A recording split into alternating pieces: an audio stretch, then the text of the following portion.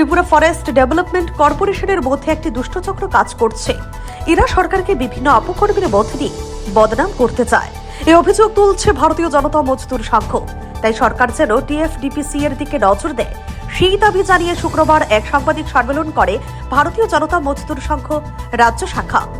তাদের দাবিগুলির মধ্যে রয়েছে টিএফডিপিসিতে ভিজিলেন্স যেন দেওয়া হয়, বিনা নোটিফিকেশনের যেন কাউকে নিয়োগ করা না হয়, ল্যাটেক্স সংগ্রহকারী শ্রমিকদের বৃষ্টির দিনে কাজ না করতে পারলে যেন হাজিরার 75% দেওয়া হয়, টিএফডিপিসি এর রাবার বাগানগুলি যেন বেসরকারীকরণ না হয়, সেই দাবিও তোলেন তারা। সাংবাদিক সম্মেলনের মধ্যে দিয়ে রাজ্য সরকারের দৃষ্টি আকর্ষণ করতে চান তারা।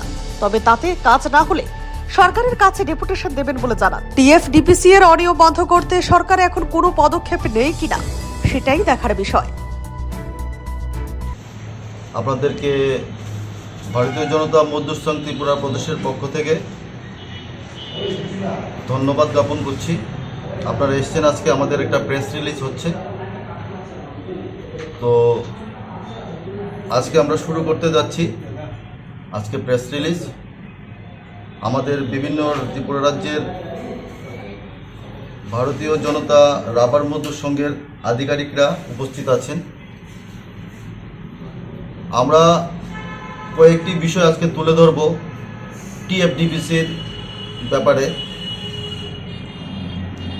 তো বর্তমান সময়ে আমাদের মাননীয় মুখ্যমন্ত্রী ডক্টর মানিক সাহা মহোদয়, শ্রমিক দরদী মুখ্যমন্ত্রী, উনি প্রতিনিয়ত শ্রমিকদের পক্ষে কাজ করে যাচ্ছেন। তা রাজ্যের আপামর প্রত্যেক অংশের শ্রমিকরা ওরা বুঝতে পেরেছেন যে ওনার দৌলতে প্রতিনিয়ত বেতন বৃদ্ধি হচ্ছে। কিন্তু সরকারের যেভাবে প্রয়াস চালিয়ে যাচ্ছে সেই সরকারের প্রয়াসকে ব্যাহত করার জন্য কিছু সংখ্যক বিরোধী চক্রান্ত কায়েম আছে।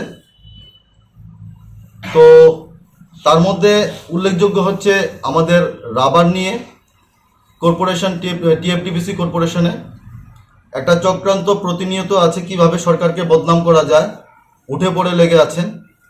আপনাদেরকে কয়েকটি কারণ আমরা বিষয় তুলে ধরব, যাতে সরকার টিএফডিপিসির উপরে একটু নজরদারি করে। কেননা রাজ্য সরকারকে বদনাম করার জন্য টিএফডিপিসির মধ্যে টেপার, যারা রাবার ল্যাটেক্স কালেকশন করে, তাদের সংখ্যা অনেক। তো এখানে এমন কিছু কাজ চলছে টিএফডিপিসির মধ্যে। প্রথমে আমরা সরকারের কাছে একটা আবেদন রাখব, ভিজিলেন্স যেন টিএফডিপিসি দেওয়া হয়। দ্বিতীয়ত হচ্ছে বিনা নোটিফিকেশনে যাতে টিএফডিপিসিতে কোনো রকম লোক নিয়োগ না হয়। তারপরে হচ্ছে রেনি ডে যেটা হয় অ্যালাউন্স। তো একটা শ্রমিক যদি 365 দিন কাজ করে, এর মধ্যে যদি বৃষ্টি আসে তাহলে তো শ্রমিকের কোনো দোষ নেই। তো সেই জায়গার মধ্যে ওদেরকে অ্যালাউন্স হিসেবে 25% ধরা হয় তার দৈনিক হাজিরা থেকে। সেটাকে আমরা চাই দৈনিক হাজিরাটা যাতে 75% করা হয়, তার দৈনিক হাজিরার 75% যাতে করা হয়। এবং যে আরেকটা বিশেষ চক্রান্ত চলছে, সরকারকে কিভাবে বদনাম করে শ্রমিকদেরকে উস্কানো যায়, প্রাইভেটাইজেশন করা, টিএফডিপিসির প্ল্যান্টেশনগুলিকে, সেন্টারগুলিকে প্রাইভেটাইজেশনের হাতে তুলে দেওয়া। যাতে প্রাইভেটাইজেশন না হয়, কারণ প্রাইভেটাইজেশন কেন, সরকারও তো এই টিএফডিপিসির মধ্যে একটা অংশ ইনভেস্টমেন্ট করছে, বলতে বেতন দিচ্ছেন, যারা একটা সংখ্যা একটা সামান্য একটা অংশ টাকা সরকারও দিচ্ছে। তাহলে সরকারের সহিত এবং তারা প্রেস রিলিজ করুক টিএফডিপিসির আধিকারিকরা, যে যাতে আগামী দিনে যদি প্রাইভেটাইজেশন করে তাহলে কেন তারা করবে প্রাইভেটাইজেশন।